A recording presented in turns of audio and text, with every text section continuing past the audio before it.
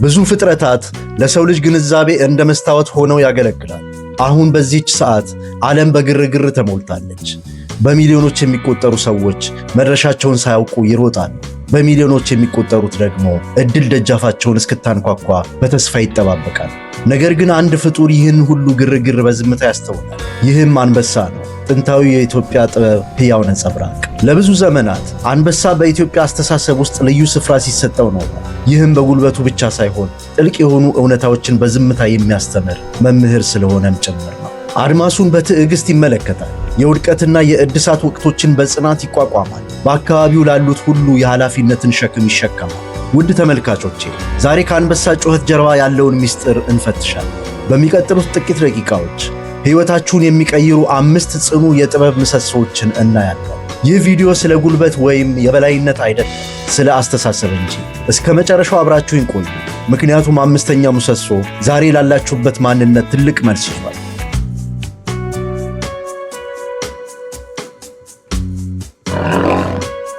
አንበሳን አንበሳ የሚያደርገው የመጀመሪያው ምስጢር እይታው ነው። የአንበሳ አይን በተለይ በዝቅተኛ ብርሃን ውስጥ ከሰው አይን በ8 እጥፍ የተሻለ ነው። ከበርካታ ኪሎ ሜትሮች ርቀት እንቅስቃሴን ይመለከታል። ሌሊት ላይ ጨለማው ለሌሎች ፍጥረታት መሸሸጊያ ሲሆን፣ ለአንበሳ ግን እንደ ቀን ብርሃን ግልጽ ነው። ከብዙ ኪሎ ሜትሮች ርቀት ላይ ያለን ቅጠል መነቃነቅ እንኳን የመለየት አቅም አለው። ወደ እያንዳንዱ ጥላ አይጣደፍም። ይመለከታል፣ ይጠብቃል፣ የሚመጣውን ይረዳል። ይህ ምልከታ የረጅም ጊዜ የኢትዮጵያን አባባል ያንጸባርቃል። እውነተኛ ጥበብ ካለንበት ቅጽበት ባሻገር መመልከት መቻል ነው የሚል። ዛሬ በሕይወታችሁ ውስጥ የምታዩት ነገር ምንድን ነው? ብዙ ሰዎች የሚያዩት በእግራቸው ስር ወይም በቅርብ ያለን መንገድ ብቻ ነው። አንበሳ ግን ዛሬ እዚህ ሆኖ ነገ የሚመጣውን ለውጥ ያያል። ትምህርቱን ወይም ሥራውን ለብዙ ዓመታት አስቀድሞ የሚያስብ ሰውን አስቡ። ሌሎች ዛሬን ብቻ በሚያስቡበት ወቅት ጥቃቅን ምልክቶችን ይመለከታል። ከዚያም በዝምታ ይዘጋጃል። በጊዜ ሂደት መንገዱ በራሱ ይከፈታል። አሜሪካዊ ጸሐፊና ተናጋሪ ጂም ሮን እንዲህ ይለናል፣ ወይ እናንተ ቀኑን ትቆጣጠራላችሁ ወይም ቀኑ እናንተን ይቆጣጠራል። ዛሬ የምትማሩት አዲስ ስኪል ወይም የምታነቡት መጽሐፍ ሌሎች ጨለማ ውስጥ ሲደናቀፉ፣ እናንተ ግን በልበ ሙሉነት እንድትራመዱ ያደርጋችኋል። ግልጽ እይታ ለነገው ማንነታችሁ የምታደርጉት በዝምታ የታጀበ ስጦታ ነው። ይህም የወደፊት ሕይወታችሁን ገና ሳይመጣ አስቀድሞ ይቀርጻል።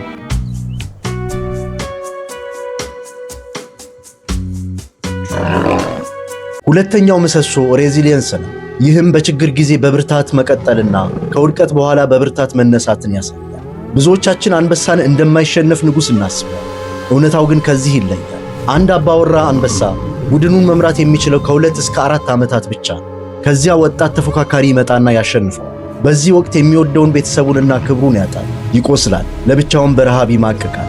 ነገር ግን እውነተኛው አንበሳ የሚለየው እዚህ ጋር ነው። ጠንካራው አንበሳ ቁስሉ በዝምታ እስኪፈወስ ይጠብቃል። አዳዲስ የአደን ስልቶችን ለብቻው ይማራል። ከዚያም በበለጠ ጥንካሬና ልምድ ወደ ንግሥናው ይመለሳል። ይህ ዑደት ስለማይቋረጥ ድል ሳይሆን በትዕግሥት ራስን ስለማደስ ነው። ምናልባት ዛሬ የተሸነፋችሁ ሊመስላችሁ ይችላል። ሥራችሁን አጥታችሁ ወይም የጀመራችሁት ቢዝነስ ከሽፎ ወይም ደግሞ ያልተሳካ ግንኙነት ገጥሟችሁ ለብቻችሁ እየታገላችሁ ይሆናል።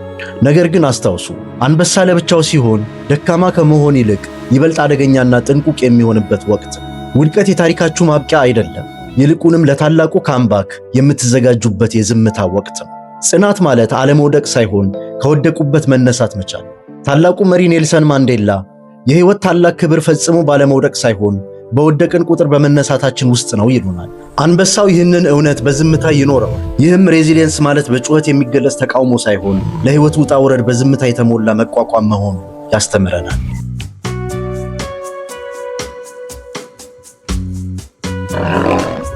ሦስተኛው ምሰሶ ትክክለኛ ጥበብ ነው። በአንበሳ መንጋ ውስጥ ያለው ትልቁ ጥበብ ጊዜን ማወቅ ነው። አንበሳ ሁል ጊዜ አይጮህም፣ ሁል ጊዜም አያድንም። በአንበሳ ቡድን ውስጥ አብዛኛውን ጊዜ አደን የሚያከናውኑት ሴቶቹ ሲሆኑ ይህንንም የሚያደርጉት በዝምታ እየተቀናጁ ነው። የስኬት መጠናቸውን በጋራ ሲሰሩ በከፍተኛ ሁኔታ ይጨምራል። ወንዱ አንበሳ ደግሞ ግዙፍ አካሉን ለጥበቃ እንጂ ለተከታታይ አደን አይጠቀምበትም። እንደውም በቀን ውስጥ እስከ 20 ሰዓታት በማረፍ ያሳልፋል። ይህም ጉልበትን ለትልቁ ዓላማ መቆጠብ ወይም ኮንሰርቬሽን ኦፍ ኢነርጂ። ዓለማችን ሁል ጊዜ እንድንሮጥና እንድንባዘን ትገፋፋናለች። ነገር ግን አንበሳ የሚያስተምረን ጥራት ያለው ዝምታ ከከንቱ ሩጫ እንደሚበልጥ። ቆም ብላችሁ አስቡ።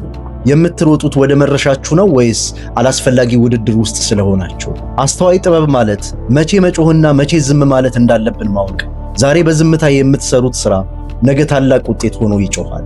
ብዙዎቻችን እንደምናምነው የጥበብ መጀመሪያ እግዚአብሔርን መፍራት ነው። ይህ የመንፈስ ልዕልና አንበሳው በተፈጥሮ ለተሰጠው ሕግ እንደሚገዛና የገዛ ማንነቱን በሚገባ እንደሚረዳ ያሳየናል። አንበሳው ጥንካሬውንና ገደቡን ያውቃል። ትክክለኛውን ጊዜ በዝምታ እርግጠኛ እስከሚሆን ይጠብቃል።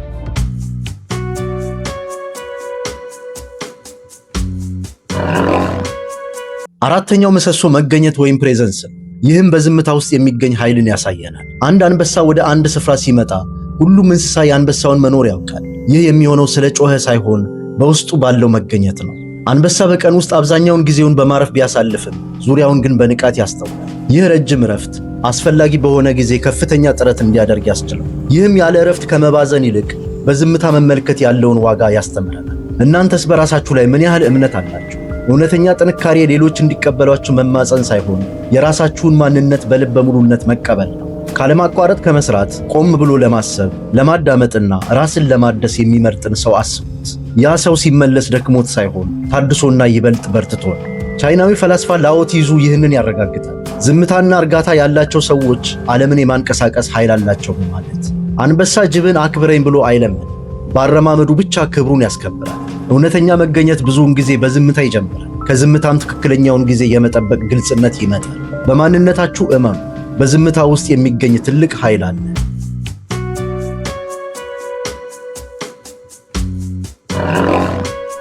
አምስተኛውና የመጨረሻው ምሰሶ ዘላቂ እንክብካቤ ወይም ላስቲንግ ኬር ነው።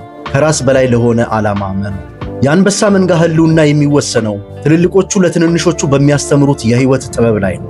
ያለዚህ መመሪያ የግልገሎቹ የመትረፍ ዕድል አነስተኛ ነው። ነገር ግን ልምድ ያላቸው አባላት ባሉበት መንጋ ውስጥ ብዙዎቹ ወደ አዋቂነት ይደርሳል። አንበሳ የሚኖረው ለራሱ ብቻ ሳይሆን ከሱ በኋላ ለሚመጣው ትውልድም ጭምር ነው። ዛሬ የምትለፉት ለምንድን ነው?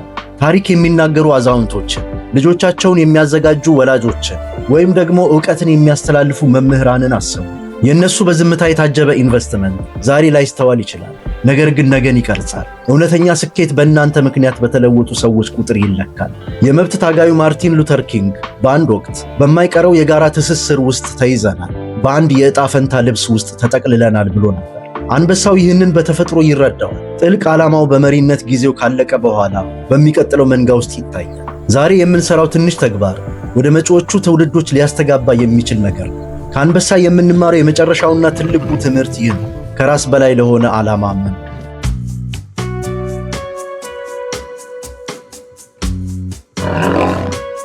አንበሳ በጩኸት የታጀበ ትዕዛዝ አይሰጥም። በቀን ተቀን ሕይወቱ ምሰሶዎቹን ይኖራል። አርቆ ማየት፣ ጽናት፣ አስተዋይ ጥበብ፣ ድምፅ አልባ መገኘትና ዘላቂ እንክብካቤ።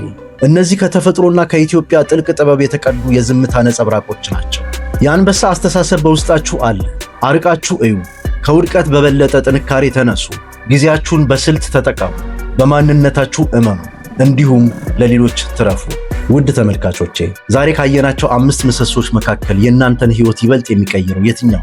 ሐሳባችሁን በአስተያየት መስጫው ውስጥ አካፍሉን። ቪዲዮን ከወደዳችሁት ላይክ በማድረግ ለሌሎች እንዲደርስ አድርጉ። እንዲሁም ሰብስክራይብ በማድረግ የቤተሰባችን አባል ይሁኑ። እስከ መጨረሻው ስለተከታተላችሁኝ አመሰግናለሁ።